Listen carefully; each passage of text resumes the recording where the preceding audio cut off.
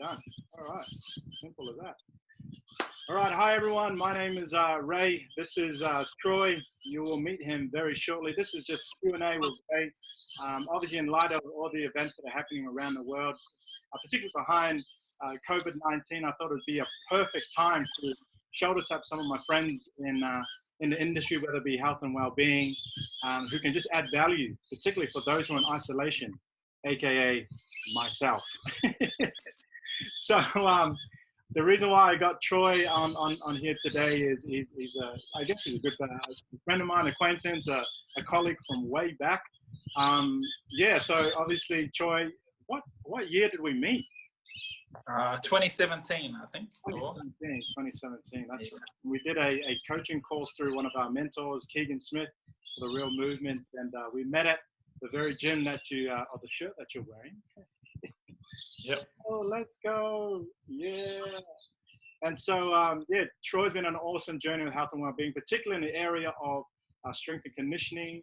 But yeah, tell us what's your current profession? What are you currently doing to earn coin? Yeah, so I currently work as a personal trainer. That's the best way to put it. I work with general population and also athletes. I have a footy background, so rugby league, and sort of my backstory was how I got into coaching was I tried to be an NRL athlete. I just didn't quite make it. So the journey after playing footy was trying to figure out what I could have done while I was playing to get to the point of playing NRL. And then, yeah, I've just come across, met certain people along that journey. I've met you, Ray, had different mentors, and yeah, just tried to build up my skill level and my coaching level through that way. Yeah. And so, like, it was always interesting, like, your most recent social media posts about footy and stuff like that. Like, you have a whole bunch of your mates that you used to play footy with who now play professional footy. And what the thing that I admire the most about I guess your coaching style and ability is that these are people who trust you, who know you, and obviously your clientele has grown over time. So that's kind of cool. Yep. The question I had before we sort of roll into some of the other things that I wanted to talk about was where is it? Yeah, what are you most passionate about? What's the thing that gets you going every day? That wakes you up in the morning and makes you go, yeah, this is what I'm about today. Yeah, so definitely the coaching part is my passion at the moment, and not just coaching exercises, but I really like to specialize and really like to really work my craft. I like to try and improve each day, so I really like mobility stuff and strength, and just trying to improve people's lives through that. So a lot of people deal with pain during their everyday life, and if I can sort of manage that, make them feel better, or just totally get rid of it, that's sort of the big wins that I can get. And also with the athletes, just getting through injuries and whatnot, and just sort of those results I get with people is what makes me happy with what the coaching that I'm doing.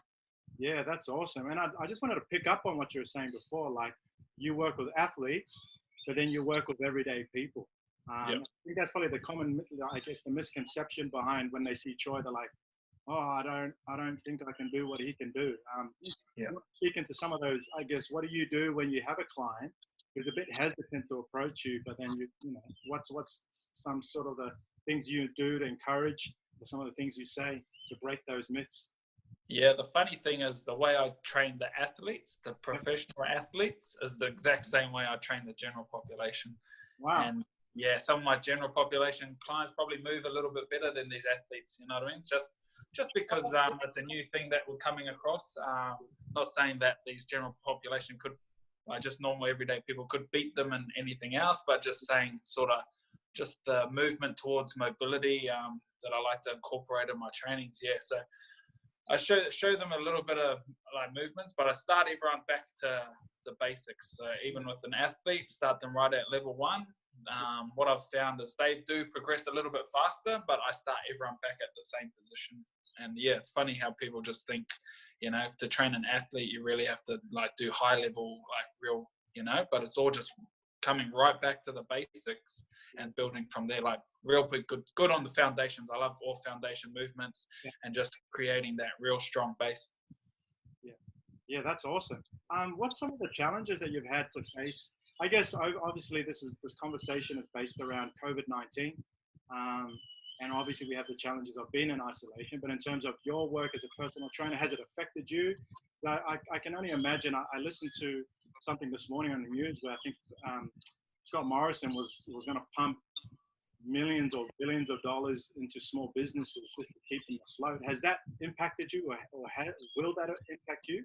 Yeah, so from all that stuff, like from the COVID, obviously, like gyms, everyone's still a bit worried, at the moment about this virus, and so they should. Like, I feel the information coming from overseas says, like, it's getting pretty bad over there, and we're sort of a couple of weeks behind. So at the moment, even though it's bad for like my business, like gym numbers are down. It's going to be a bit hard if the gym does close, which is not closed at the moment. Yeah. But it will be hard to work around. But I think it's just the COVID has brought everyone back to what's really important. Like our health is important, but is it as important that we need to go to the gym, or do we just need to be a bit more innovative in what we do? So I think with this situation that has arisen, I think it's just set a challenge to us, and are we going to innovate and go this way, or are we just going to shut up shop? And that's the thing. I think it's made people be more creative.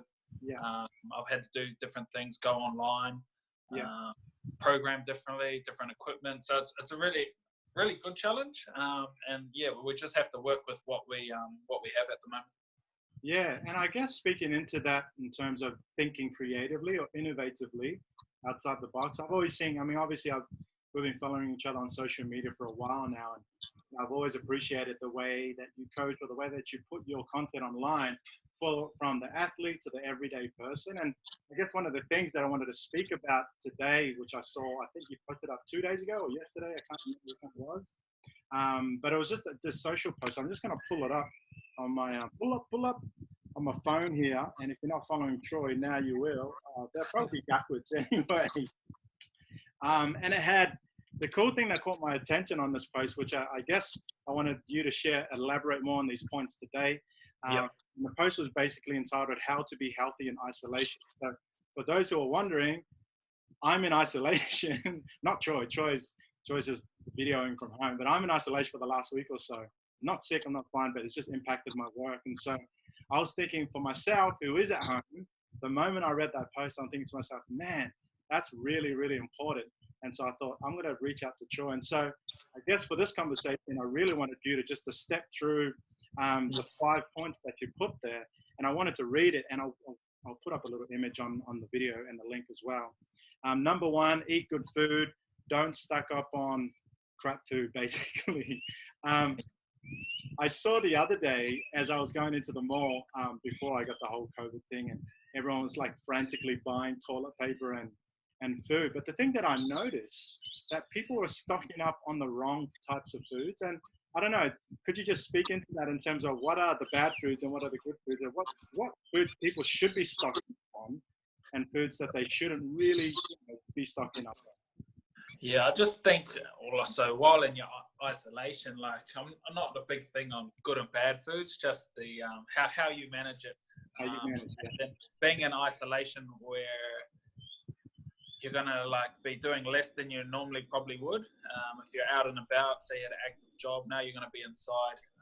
So it's sort of with the food, you just got to be careful of and just having extra time. I'm trying to put myself into your situation at the moment and say, okay, what's going to go on? So there's going to be a lot of passing hours, and I know when I'm have time to pass at home, I know I eat more. Okay, or you just open the fridge time. Open the fridge. You're just constantly opening the fridge. Okay, what should I do? Like you're not even hungry. You're just eating because you're just eating. You know what I mean? So all those little habits come into play as well. And yeah, you just have to be careful, I think, because you could probably like be in isolation and you can start eating a lot more than you actually need. And yeah, people are stocking up on all the pastas, the rice, and those are the foods that are much easier to overeat on.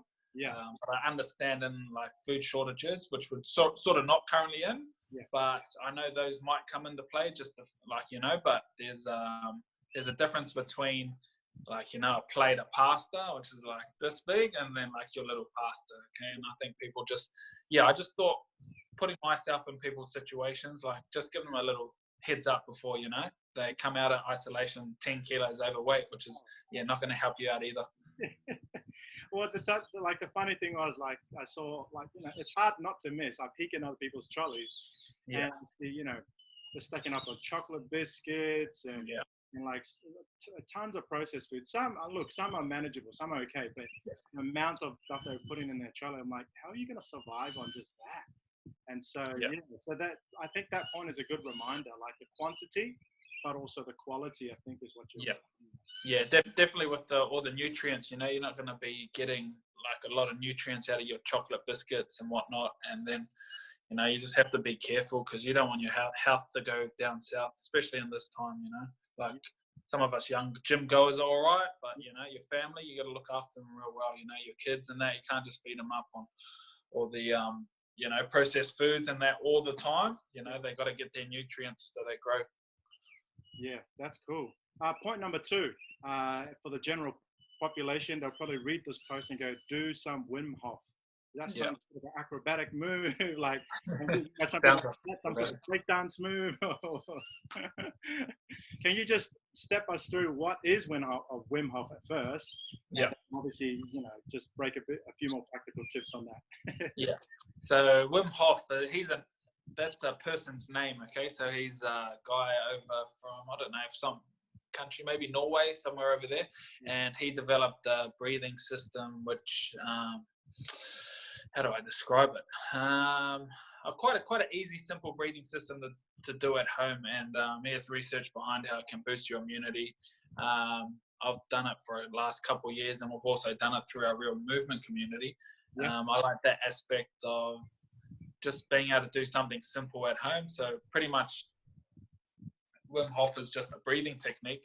You do 35 deep breaths, you do a breath hold, and you do a couple of rounds of that.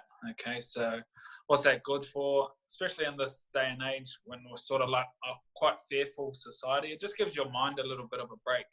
I compare it to a bit of meditation sort of stuff, a bit of mindfulness, because when you're doing the breathing, you have to focus on the breathing. Okay, so you big deep breath in, and then just you let it out. Okay, so you're concentrating on that just for those 35 deep breaths. That may take 1 or 2 minutes, but it just gives your mind a little break from just constantly thinking. Okay, so that's why I chucked it up there. Like, I was like, okay, we need a bit of, like, good food, and then also we need a bit of mindfulness, and then the feeling after you get from it is just a bit of a clear head feeling, I find, and that's sort of one of the most benefits that I find most beneficial for myself when I use it.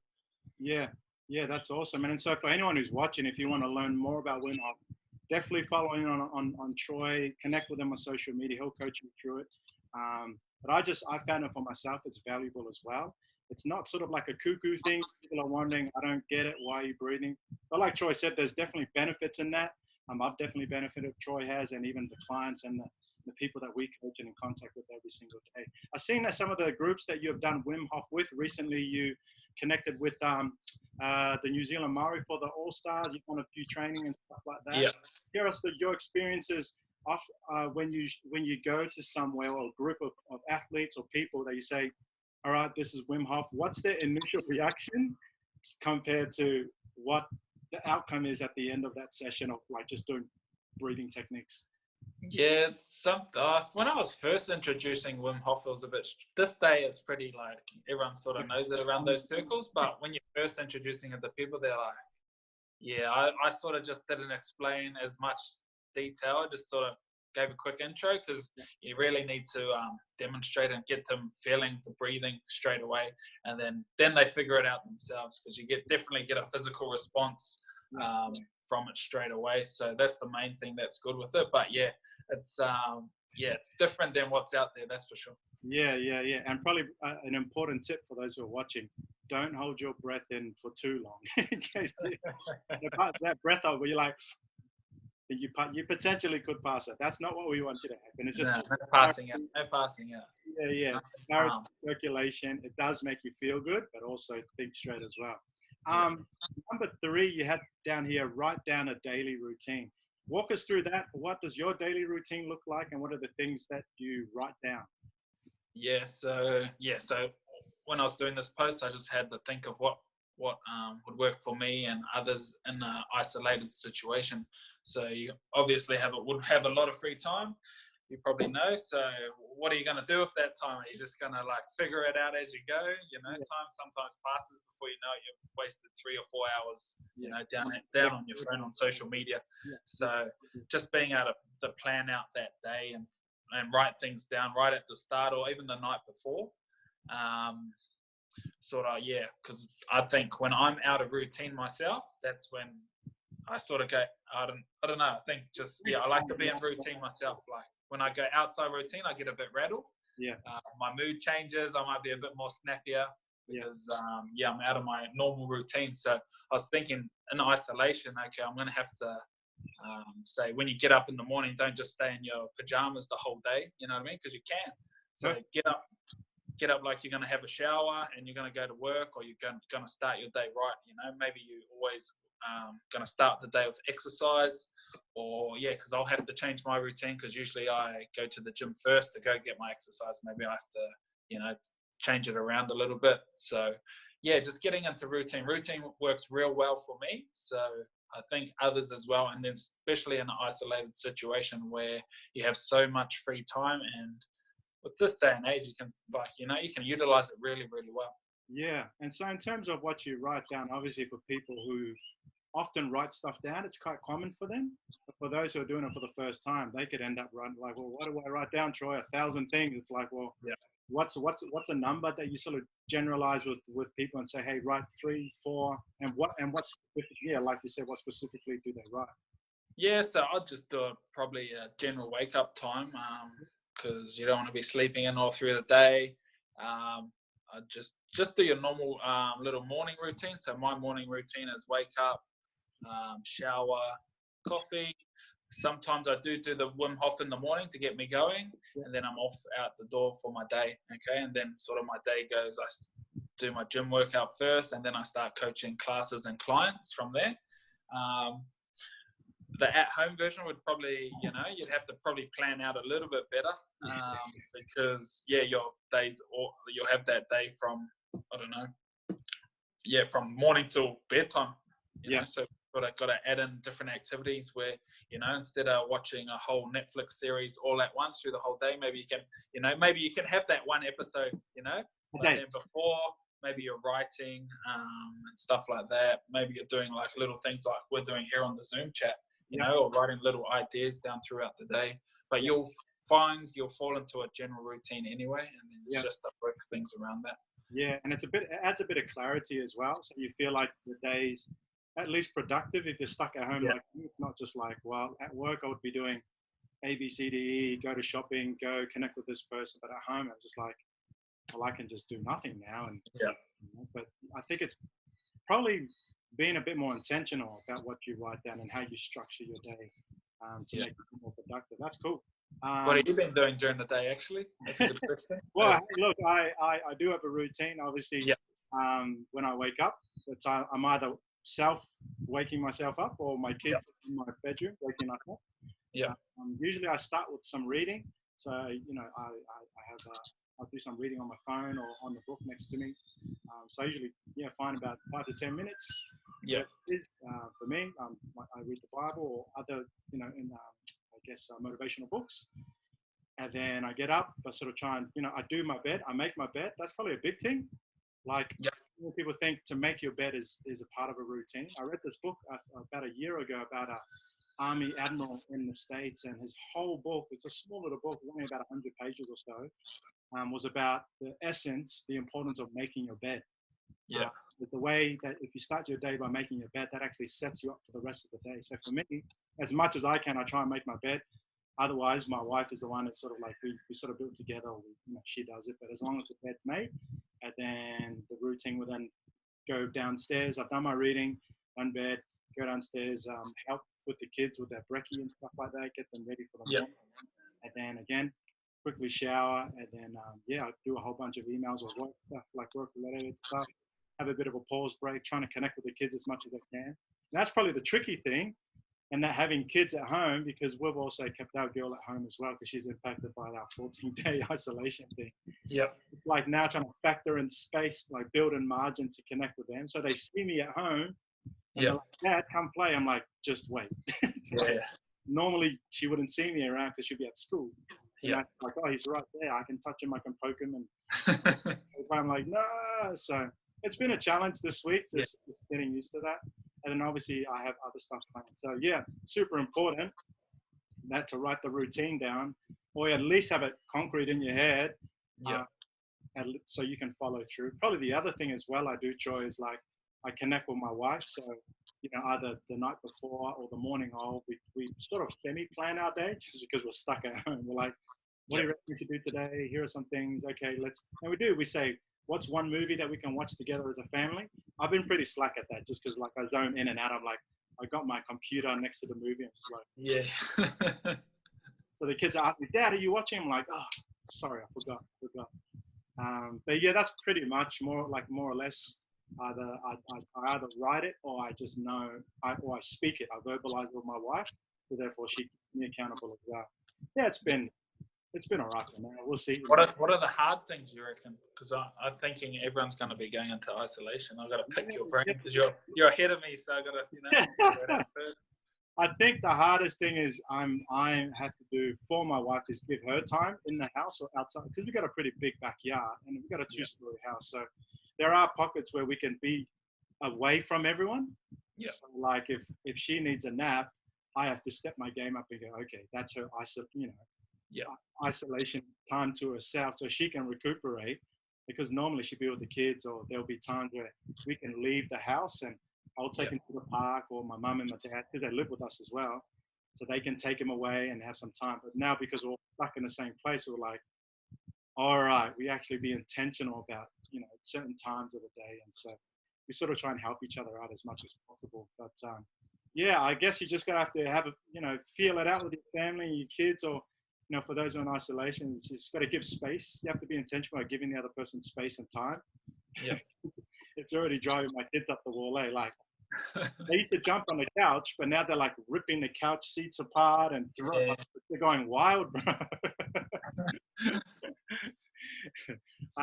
Number 4, get to number 4. We've got 2 more. Get stuff done. Courses, hobbies, vlog, etc. I think you touched base on that one, but was there anything you want to add to that? Yeah, just utilizing this time, you know what I mean? Be creative. What value can you put out to the world online? I've had to definitely change in my business, and that has was sort of moving that way anyway online. So I'm sort of lucky in that sense that a few things are set up, but then I can make it better. I can sort of set that up, whereas it was coming along slowly, but now it's just going to force me into that situation.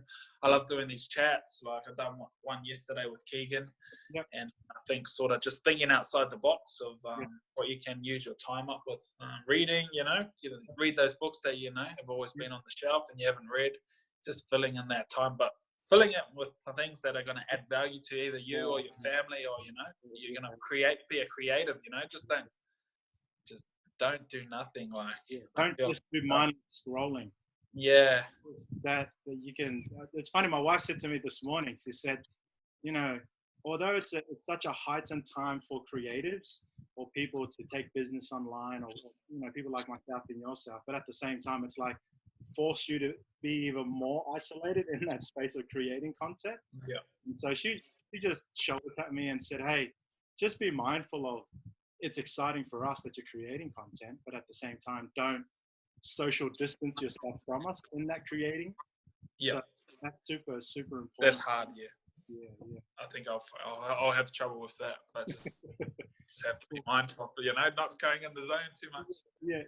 The very thing we said, don't spend time on social media, but now it's like we have to use social media in order to get the word out.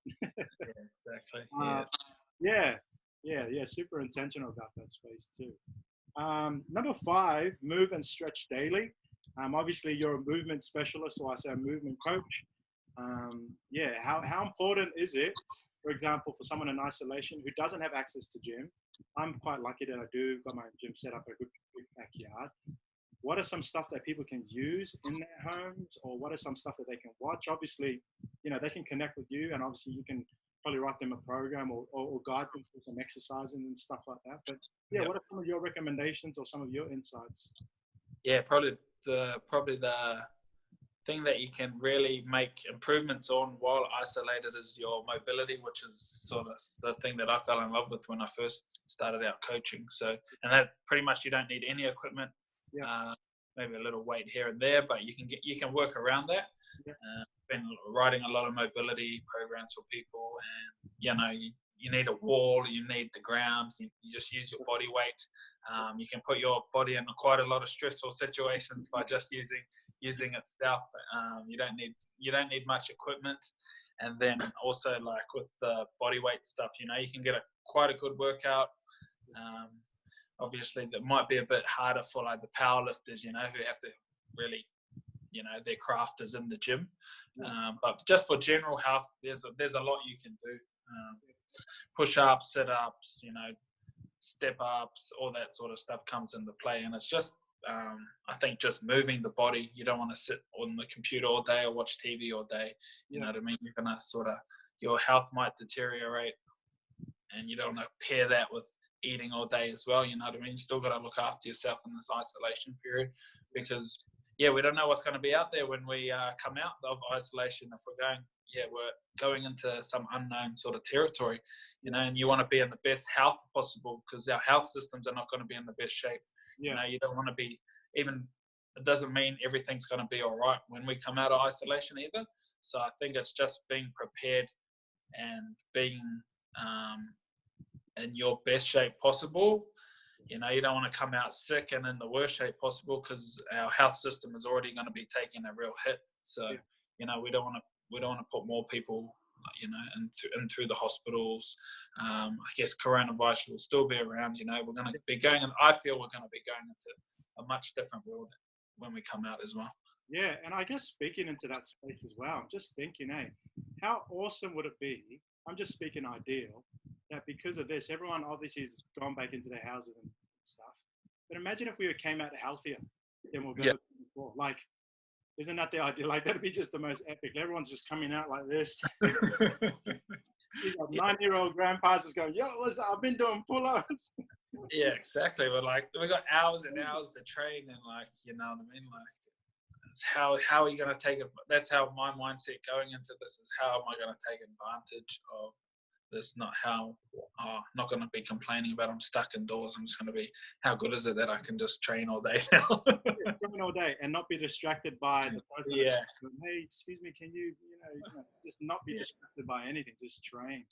Yeah.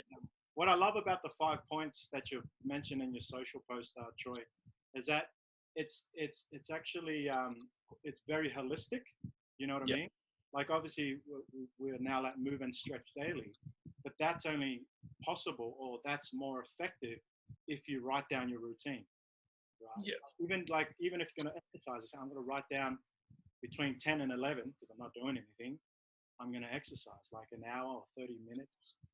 And so again, like I said, it's super important just to write it in.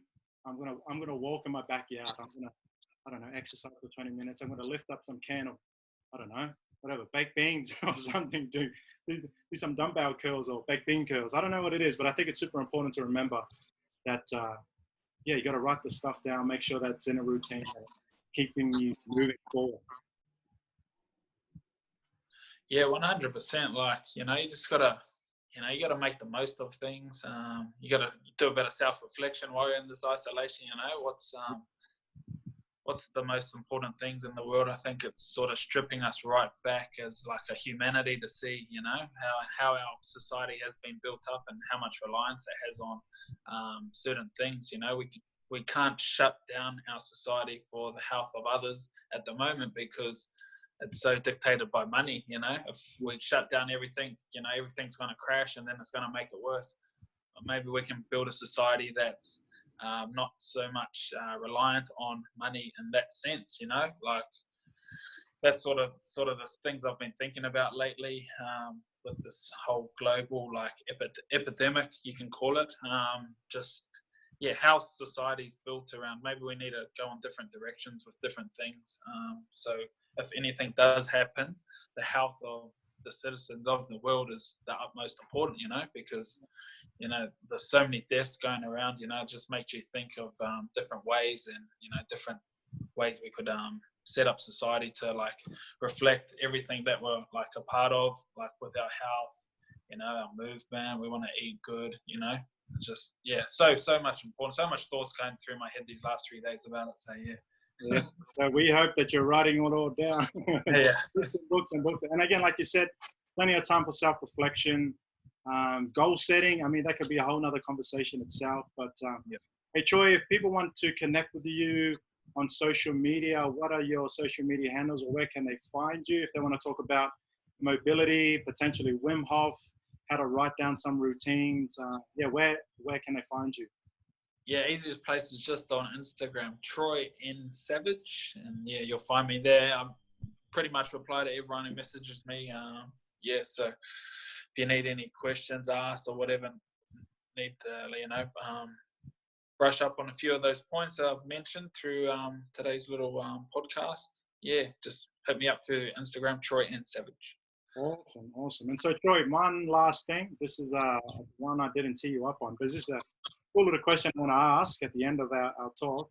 This is basically finish this sentence. Obviously, you're someone of significance and of influence and impact to me, and I know of many others as well. So, and obviously the things that you're wanting to achieve for our world or the people that you're in contact with is so heartful. And so the question that I want to leave with you and for you to respond to, it's not a tricky one, I hope it isn't. It's basically finish the sentence. And this is the question. Troy Savage will be ... Oh, no. Troy Savage will be remembered ... In this whole thing of isolation and COVID-19, how do you want to be remembered? So finish the sentence. Troy Savage will be remembered ...